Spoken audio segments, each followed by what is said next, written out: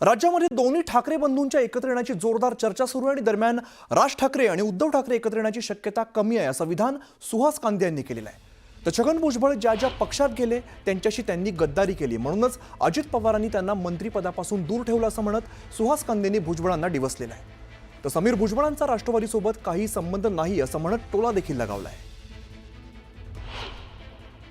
मला नाही वाटत ते एकत्र येतील म्हणून, परंतु बघू। जसं आदरणीय देवेंद्रजींनी सांगितलं एकत्र तर येऊ द्या, तसं मीही हेच वाक्य बोलेल की एकत्र तर येऊ द्या, मग त्याच्यावर भाष्य करणं ठरवेल योग्य। मला असं वाटतं की आता आदरणीय भुजबळ साहेबांना पक्षाने, वेगवेगळ्या पक्षाने त्यांना सगळंच दिलं। काँग्रेसने दिलं, आदरणीय बाळासाहेबांना दिलं, आदरणीय शरद पवारांनी दिलं आणि दुर्दैवाने त्यांनी सगळ्यांबरोबरच गद्दारी केली। परंतु अजितदादा हुशार आहे, अजितदादाला माहिती की हे भविष्यात गद्दारीच करतील, त्यामुळे ह्या गद्दारांना काही द्यायचं नाही असं अजितदादांनी ठरवलं होतं, म्हणून ह्या गद्दारांना काहीच दिलं नाही असं म्हटलं तर काही वावगं ठरणार नाही।